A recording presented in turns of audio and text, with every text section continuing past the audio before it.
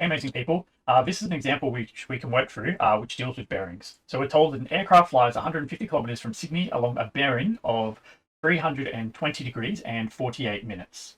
Now, as we go through this here, it's important to always start with drawing a diagram. So in the first instance, what I want to do is I want to represent our origin point, which is Sydney, and I want to be able to represent this by drawing a compass. Now, this is probably too big, so I can shrink it a bit, but I just need enough to be able to understand the compass of what's happening here. So we can indicate north on here, and this is going to be our origin.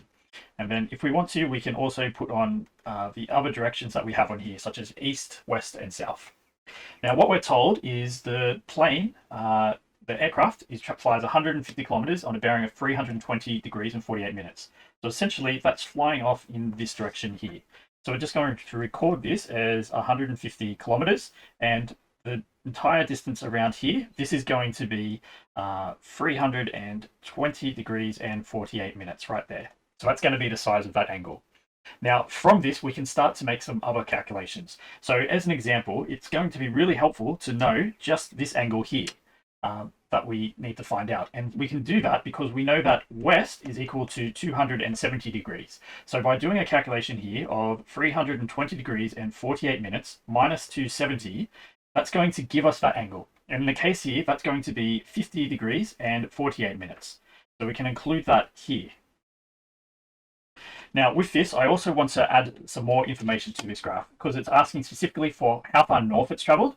So what I'm going to do is I'm going to draw a dotted line to represent traveling north from its current location. And then I'm going to extend the west compass point here out to reflect that as well. Okay. Now, with this information on here, we've got a triangle which we can use in order to be able to figure out what we need to find now. So two things we need to figure out is we need to know how far north it has flown. So we'll call this A, which we need to find out, and then how far west it has flown. So we'll call this B. And so using this information, we've got our right angle here. Let's start to identify the sides that we've got. So we can see here we've got the hypotenuse, which is 150.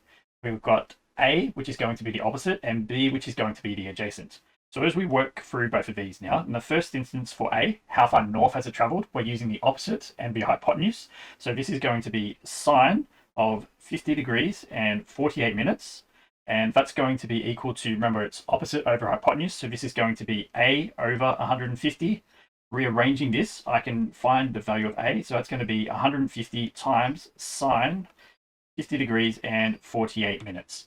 So from this point here, we just need to type it into our calculator. So 150 times sine degrees, 48 minutes. Okay, and we can see that we get 116, and rounding it to the nearest, that's going to be equal to 116 kilometers. Now we can also attempt the same for part B. We want to know how far west it has flown. So in this instance, we're using the adjacent and the hypotenuse. So that's going to be using the cosine ratio here of the same angle, 50 degrees and 48 minutes. So as we go about this now, we're going to have that, which is going to be equal to B over 150. So we can rearrange this to have B is equal to 150 times cos of 50 degrees and 48 minutes. And again, from this point on, it's just a matter of typing it into our calculator. So it's going to be 150 times cosine of 50 degrees and 48 minutes. And we get an answer of 94.80. We want it to the nearest kilometer, so we're going to round this up, and this is going to be 95 kilometers.